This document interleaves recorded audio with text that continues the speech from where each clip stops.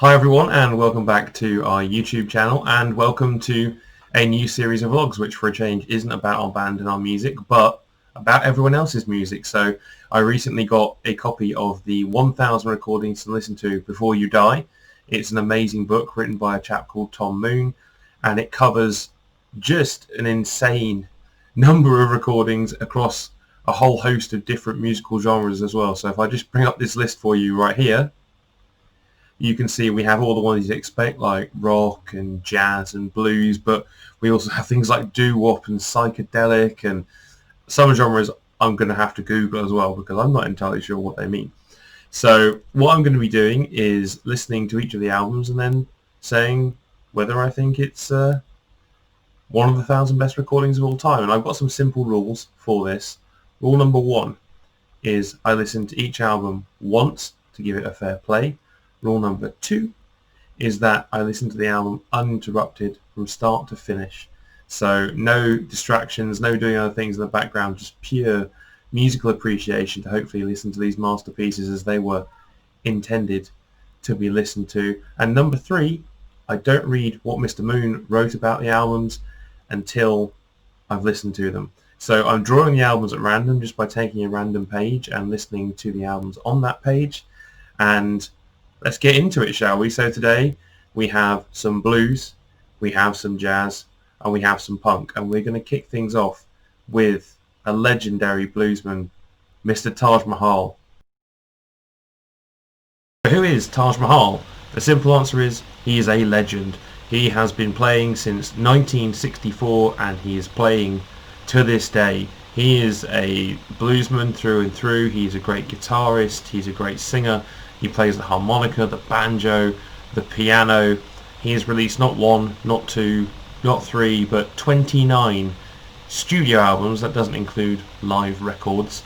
Has 10 Grammy nominations and 3 wins.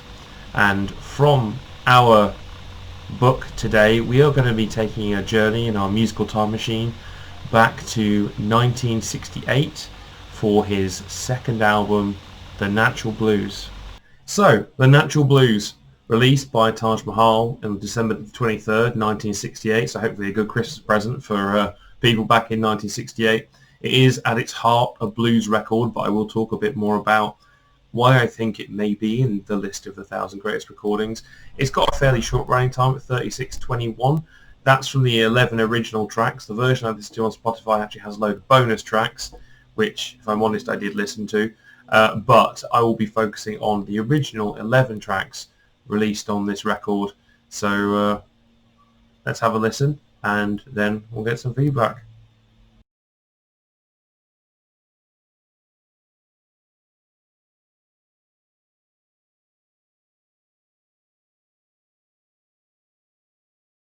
Blues, Taj Mahal, one of the 1000 greatest recordings of all time. What's the verdict? It's great. It's a really wonderful, really beautiful blues album, and I think the reason it is in this list of the 1000 greatest recordings is because I don't think it is a pure blues album. And songs like Karina, you can almost feel the early signs of soul and Motown coming through. It's got that vibe to it, and the last track, Ain't That a Lot of Love, is basically just a good old-fashioned rock song. So I think this album is almost like a transition between really nice old-fashioned blues and soul, Motown, and the rock that would end up defining the 70s and the 80s in particular. So yeah, I think that's why it's there. For me, the two best tracks on the album come right at the end. They are You Don't Miss Your Water Until Your Well Runs Dry, which is a really, really beautiful, feels like a really heartfelt blues about heartbreak and regret, and it's really, I think, what a blues tune should be about. It doesn't do anything outside the formula, but it does the formula so well you just can't help but love it. And being more of a rock guy by nature, Ain't That a Lot of Love is a cracking tune, and I think if you listen to it you'll probably recognise that intro, because I think that intro has been used on a couple of different songs in a couple of different genres as well. So verdict on this album, really, really good, really, really worth a listen. If I was to be picky, I might say that at times the lyrics were maybe a bit standard for the genre, but I am not going to criticise the man for lyrics. His songs are great. His guitar playing is beautiful. His singing voice is lovely as well, really relaxing. He's got great range, so I can see why it's on the list, and I would thoroughly recommend Taj Mahal, The Natural Blues. Okay, so you've heard my take on Taj Mahal, The Natural Blues, and I thought I'd just give you some feedback on what Tom Moon said in his book, The Thousand Greatest Recordings to Hear Before You Die. And his opinion is not awfully dissimilar to mine. He highlights essentially that while this is a blues album, one of Taj Mahal's great strengths and influences was bringing in other styles and other forms of music at that time into his blues. And he talks about having some Otis Redding style tracks, like I kind of alluded to, with there being elements of soul and R&B in there, and basically just having this wonderful tale that I didn't notice really weaving through the album. And for his recommendations for tracks, he actually went for, let's just have a look, Karina and Cuckoo, which were two tracks I really liked but didn't resonate with me quite as much as the two I chose. So feel free to listen to Mr. Moon's recommendations over mine. He's probably far more qualified than me. Okay, so on to album number 2, and it is a complete turnaround. We are going from the wonderful world of blues to the crazy, the loud, the anarchic world of punk rock. We are going to get in our musical time machine and we're going to head back to 1975, and we are going to visit the legendary Sex Pistols for their album Nevermind the Bollocks, Here Come the Sex Pistols. So for anyone that doesn't know, just in case, Sex Pistols formed 1975 in London.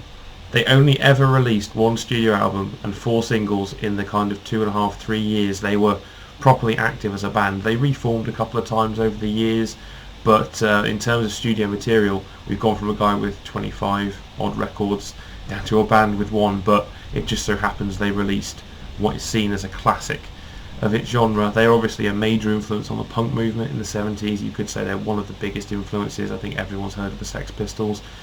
They were actually inducted into the Rock and Roll Hall of Fame back in 2006, but refused to attend the ceremony, saying the museum itself was a piss stain in classic Sex Pistols fashion. So without further ado, let's have a look at the album itself, get some details, and then we'll see what we made of this as one of the 1,000 greatest recordings of all time.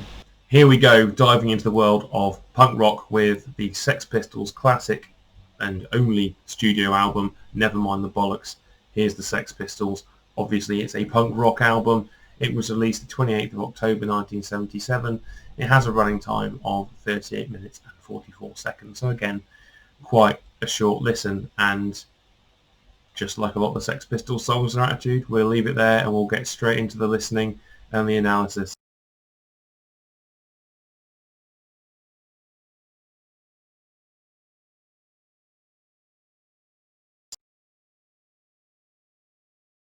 Okay, so Nevermind the Bollocks, here's the Sex Pistols. Listen to, and not gonna lie, thoroughly enjoyed. I've never listened to a Sex Pistols album in full before. I know God Save the Queen, and I know Friggin' and the Rigging because I love to sing it because it's just the most ridiculously rude song, and it's basically a nursery rhyme, but I've never listened to that album from top to tail before, and what I would say about it more than anything was I found it really good fun. And one of the things I think we're going to find as we go through these is that things are so contextual based on when they were made. So I think back in 1977, when this album was released, this music would have been like offensive to the ears of a lot of people. It would have been heavy and loud and raucous. And to my ear, I think, you know, having grown up with pop punk and with a little bit of proper punk, but really more pop punk than anything else, I don't think that heaviness comes through anymore, and I think you almost end up with this kind of playful record. You know, you've got these big, really nice chunky chords, and you've got great singing in that lovely punk style, and it's actually quite an enjoyable listen. Obviously it contains God Save the Queen, which is massively famous, but for me the standout tracks on here are Submission and Pretty Vacant, and they're probably more in line with the kind of pop punk I listen to, and that's probably why I like them the most. But it's a really good album. I think it definitely deserves to be in this list. I think it was so influential for its genre, and I do think it's just really, really good fun to listen to. I'd recommend, if you're feeling energetic, just lobbing it on in the background and rocking out for a minute, because it was great fun. And I think in terms of sort of lyrics and things, again, very much tied to its genre. It's all about anarchy and communism and chaos, and it can almost feel predictable. But then John Lydon occasionally surprises you with a really great lyric, like I believe in Submission later on. He comes out with a line of, "I'm too anarchist for anarchy," which I loved as a line. Obviously, it's very contradictory, but it was just the most brilliant throwaway line. So again, go away, give it a listen. Let me know what you think. Do you agree with me? Do you think it's a classic of its genre, or do we think it's overrated? For me, I'd give that one a thumbs up and say, good job, Sex Pistols. Shame you didn't do a second one. Okay, so we've had my take on Never Mind the Bollocks. Here's the Sex Pistols. Let's hear what our eponymous author, Mr. Tom Moon, has to say. And having scanned his analysis of the record, I think for him, the reason it gets into this list is not because it's the greatest recording or even the greatest punk recording or even, as he says, the first punk recording, is because it was the most influential, and that the Sex Pistols captured the imagination of a whole generation of disaffected youth in the late 70s, and it led essentially to this movement of amazing music, which over the next 30, 40 years has given us some incredible punk bands, but also it's given us all the other forms of things that come out of punk, like ska and pop punk and surf rock, which has got a lot of elements of punk to it as well. And so yeah, he basically says it's in there for its influence, not necessarily its sound. And I partially agree and I partially don't. In terms of his recommended tracks, one of mine is in there. I'm just looking down the list there, and he does have Pretty Vacant, which is one of the ones I suggested. He's also gone for Anarchy in the UK as well, which obviously is, the classic from that record. So feel free again to listen to Tom's recommendations. Time for our third album and final album for this episode, and we are doing a complete genre switch once again, and we are moving into the wonderful world of jazz. And similar to blues, I am quite a big fan of jazz. I've seen quite a lot of live jazz. I was kind of raised my dad's a big jazz fan, so I was super excited when I randomly picked this one out. We're actually going all the way back to the late 1940s and to legendary jazz saxophonist Charlie Parker, who is one of the foundations or the founders of bebop, which at the time was huge revolution in music and actually is credited as preceding rock and roll and the genre I love the most. So thank you to Charlie Parker and all the other amazing musicians that pioneered that movement. He was actually only active from 1937 until 1955. He died very young of medical conditions related to drug and alcohol abuse, unfortunately. But we did get a phenomenal body of work off Charlie Parker. Here are some of the statistics for you. So as you can see here, Charlie Parker, in terms of studio albums, is got even more than Taj Mahal, and in such a short period of time. I mean, less than 20 years of a career, and he put out approximately, by my count, 37 studio albums. I didn't include live records, even though in fairness some of those have been posthumous, but he recorded them, so I'm counting them. He's also a Grammy Lifetime Achievement Award winner, which I don't think is a surprise because he was a legend in his time, and also in the Big Band and Jazz Hall of Fame, which again, thoroughly merited. And today we are going to be listening to one of his 37 studio albums, and here it is. The album recommended in the book is Charlie Parker with Strings. It is obviously a jazz album released in 1949, but with a gigantic running time of 76 minutes and 18 seconds, so over an hour's worth of jazz. And I listened to the version on Spotify, the remaster, and that actually had a number of bonus tracks as well, and I'll talk about those too, because this is an interesting record. And yeah, let's do the listening video and then let's talk about it.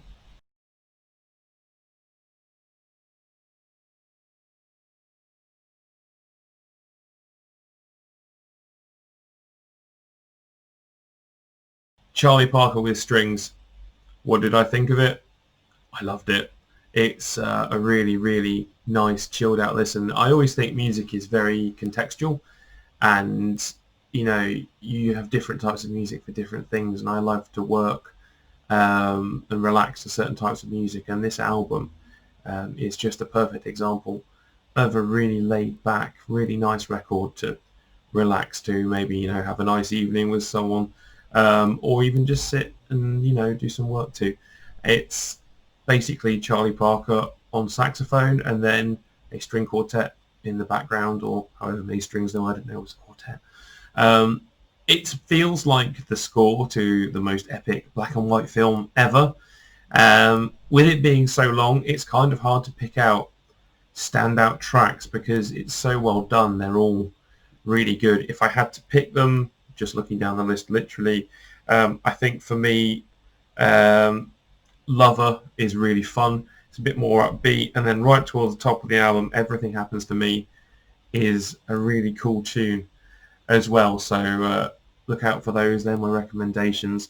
I think the most telling thing for me listening to this record was that I didn't just listen to the hour and 15 that was the original album. I then decided that I was enjoying it so much I would listen to the bonus material as well, and it's just as good as the album. So the remastered version available with the deluxe edition, I'd recommend that too, because you get a bit more Charlie Parker for your money, and it's well worth it if you like jazz. It's quite old school, it's quite slow, it's more relaxing than anything else, but yeah, wonderful album. And I guess let's see what the book made of it. Okay, so what is the book analysis on Charlie Parker with strings? And this is where it gets really interesting, because I haven't read into the backstories really of these records. I'm more trying to do everything just from ear. One listen, one shot, is it a great album?